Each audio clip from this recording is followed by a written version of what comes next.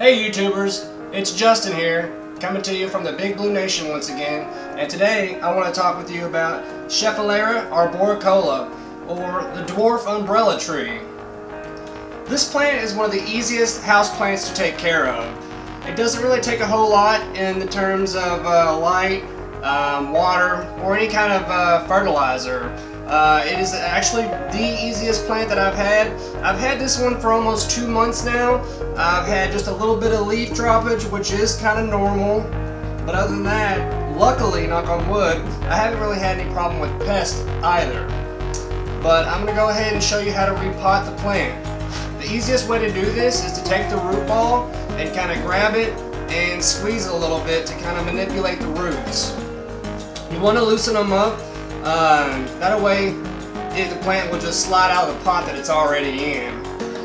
So I'm going to squeeze it, not really hard, but just enough to kind of see that it's moving the root ball.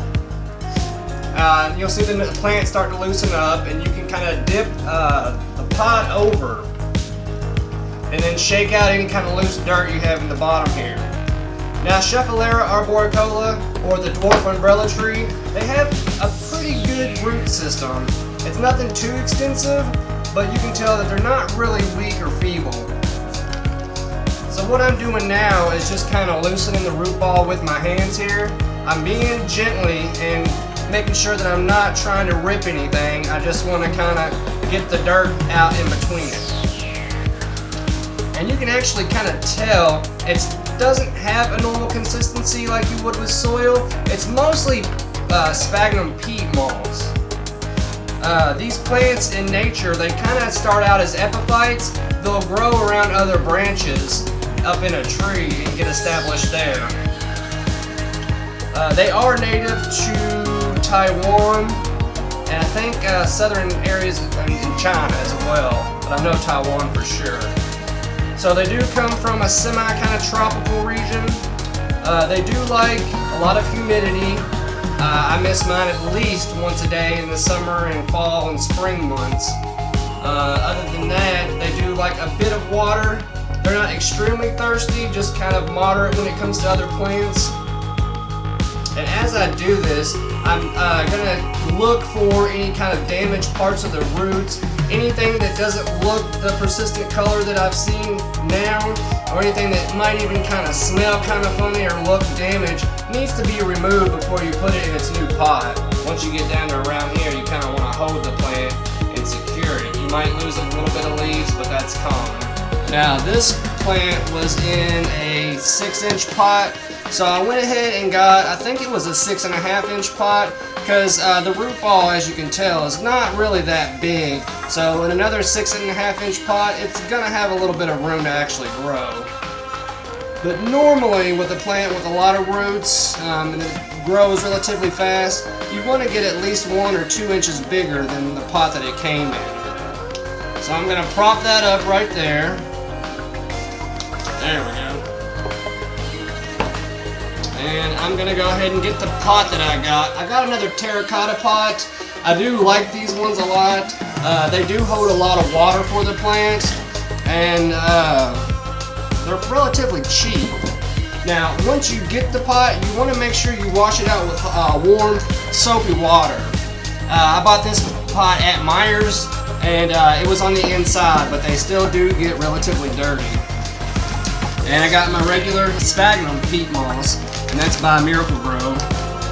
And what I'm going to do is kind of alternate. I'll put a base down of sphagnum moss, and then cactus palm and citrus mix. This mix is really healthy for plants, and it's really light, so water's able to pass through it relatively easy, and I don't have to worry about drainage really with this kind of stuff. I'll put more peat moss in, kind of mix it in, kind of a divot so that the roots will actually have room to dissipate out.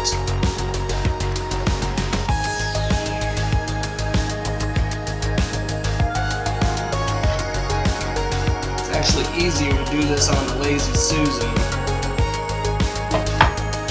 So, now that I've got the plant about where I want it, I'm going to rotate it around kind of pack it in there pretty tight. Holding it up with one hand and making a mess with the other.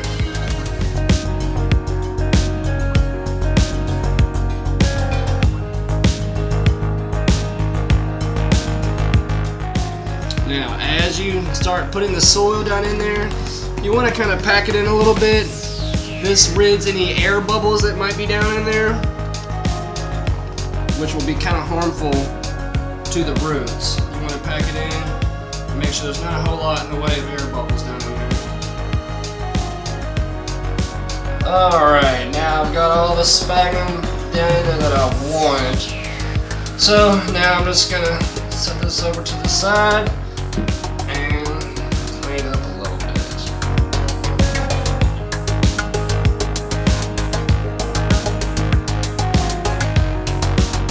Everybody say hello, Bo. Bo says hi.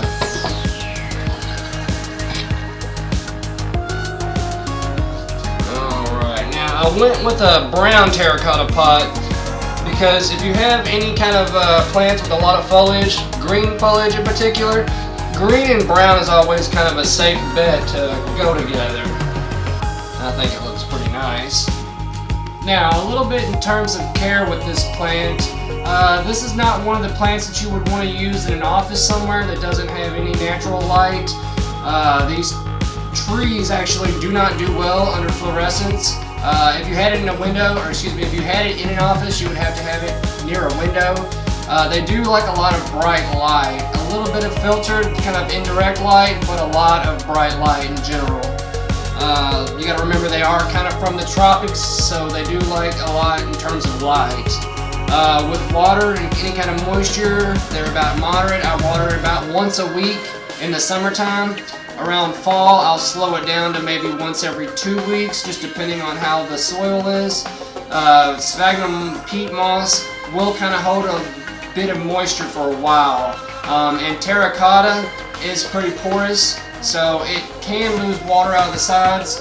But in the fall, it gets to be considerably cooler out, so water doesn't really evaporate as fast. And you'll want to keep that in mind. So make sure that any kind of pot you put it in, it does have a drain hole in it. Temperature. These plants do not like it any colder than 55 degrees.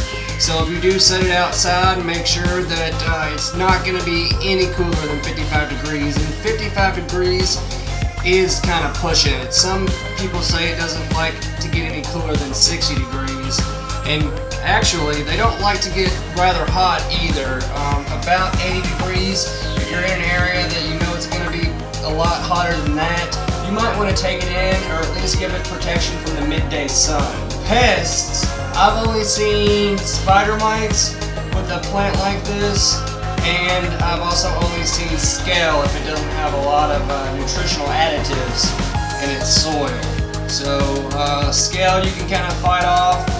Only one real way in using ladybugs tends to be the best way to fight that off. Spider mites you can kind of wash off with soap and water. In nature we have rain that will kind of clear that in, come in and clear all the pests off. Plants that live in the house, they really only can depend on us to kind of wash that off with some a little bit of soap and kind of water. I would set my garden hose to the shower spray and give it a good hosing down if you see any kind of pests on there at all. Now I want to go ahead and water the plant. This will help get rid of any of the air pockets down in the soil and help kind of loosen it up around the roots as well.